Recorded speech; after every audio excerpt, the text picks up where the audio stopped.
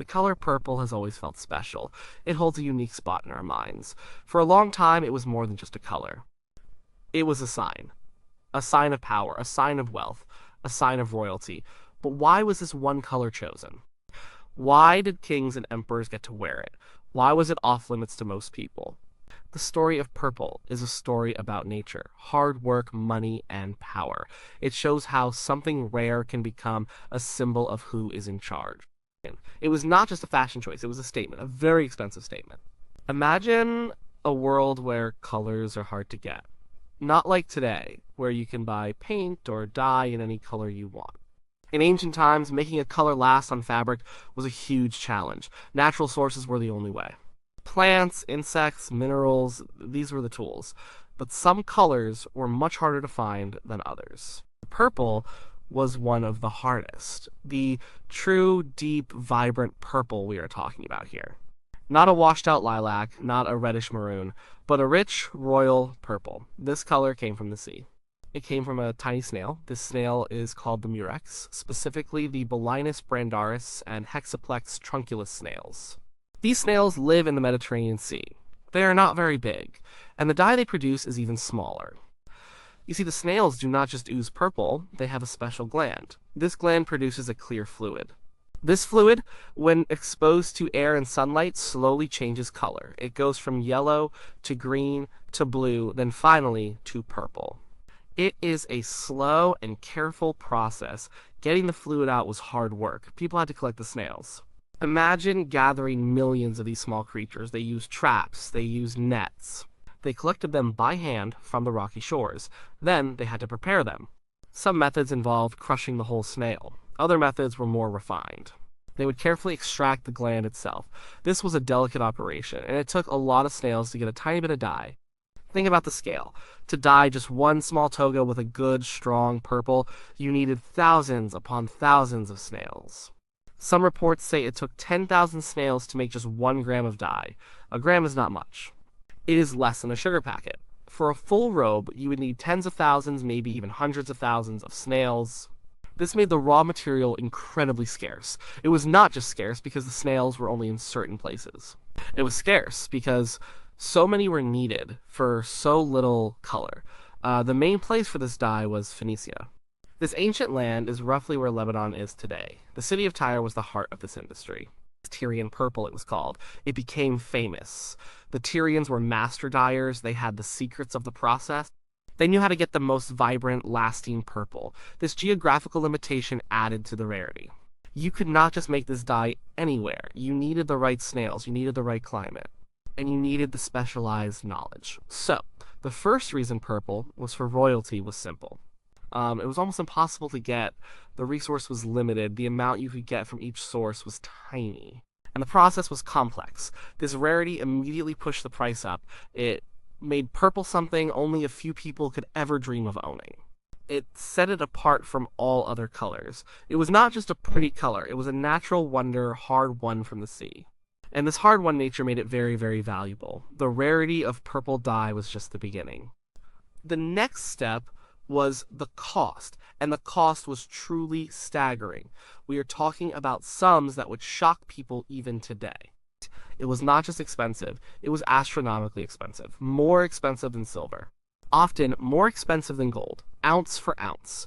Why was it so costly? Many factors played a part. All of them added up to a price tag only the wealthiest could afford. First, think about the labor. Collecting millions of snails was not a quick job. It involved many people. They worked hard, day after day. They fished, they gathered, they sorted. Then, they had to prepare the snails. This was often done by hand. The glands had to be extracted carefully, or the snails crushed. This all took time. And time meant paying workers. So, the raw materials were expensive because of the sheer volume needed and the effort to gather them. Second, the dye-making process itself was complicated. It was not just about getting the fluid. The fluid had to be fermented. It had to be exposed to air and light in a controlled way. This took knowledge. It took skill. It took vats and tools. The process also smelled awful. Imagine the smell of millions of rotting snails. The dye houses were often located away from residential areas because of the stench. The specialized knowledge was passed down through generations. It was a trade secret. and secrets come with a price. The cost was so high that purple fabric became a form of currency. Rulers and empires used it as a gift. They used it to show their power. A single pound of Tyrian purple dye in ancient Rome could cost more than a Roman soldier earned in a year, or even several years. A toga dyed completely in Tyrian purple could cost the equivalent of hundreds of thousands of dollars today. Maybe even millions. This was not a simple garment, it was an investment, a huge one. Imagine a world where a color is worth more than precious metals. That was purple. This extreme cost automatically excluded almost everyone. A common person could never hope to own anything dyed in true Tyrian purple. Red, not a ribbon. It was simply out of reach. It was not like they could save up for it. The cost was too high for anyone who wasn't at the very top of society. Merchants who dealt in purple dye were among the richest people. They controlled a luxury good that was in constant demand by the most powerful. They were not just selling a product. They were selling status, they were selling a visual symbol of ultimate authority. The very journey of the dye, from the shores of Phoenicia across the Mediterranean and beyond, added to the cost.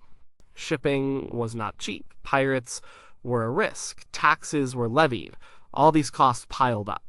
So, the astronomical cost was not just an accident. It was a direct result of the dye's natural rarity, the intense labor needed, the complex manufacturing process, and the monopoly held by specific regions and traders.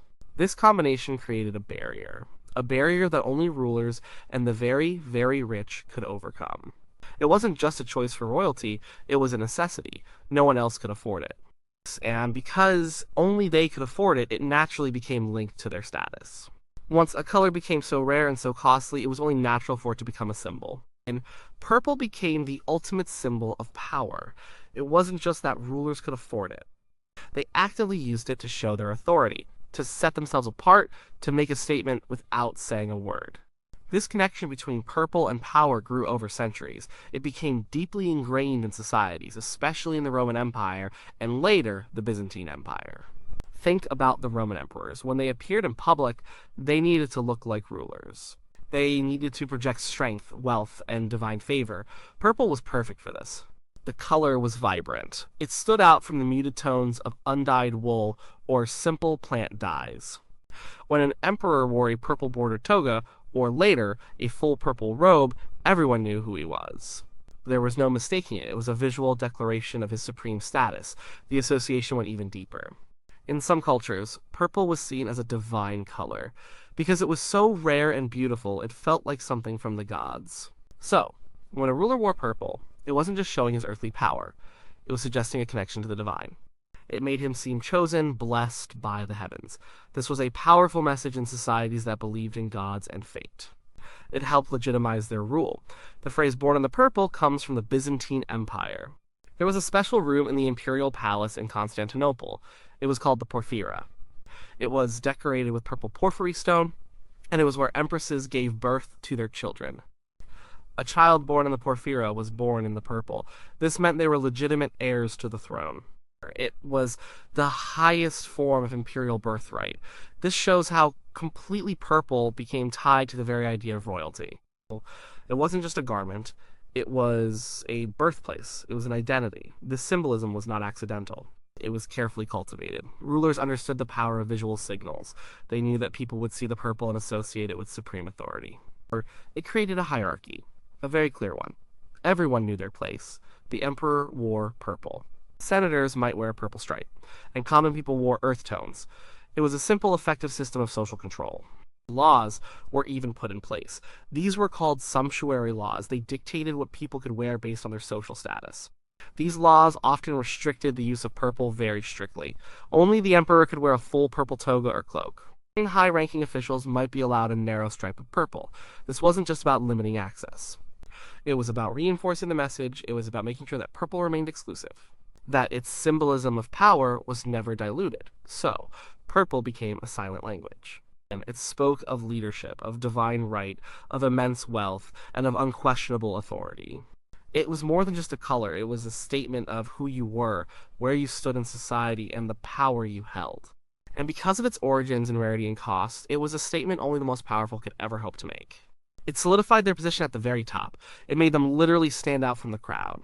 and it kept everyone else firmly in their place. The link between purple and royalty wasn't just a natural development here. It was actively enforced. Governments, especially empires, understood the power of symbols. They didn't just let purple become a royal color, they made it a royal color through laws and control. This created an imperial monopoly. It was a powerful tool for social control. Think about sumptuary laws again. These laws were not just suggestions, they were strict rules. In the Roman Empire, for instance, only the emperor was allowed to wear a full purple toga known as the toga picta. Senators and other high-ranking officials might wear a toga praetexta, which had a broad purple stripe along its edge. This stripe was a mark of their status, but it was a controlled mark. It showed they were important, but not as important as the emperor. Everyone else, common citizens, were forbidden to wear purple, even a small piece of it. The punishments for breaking these laws could be severe.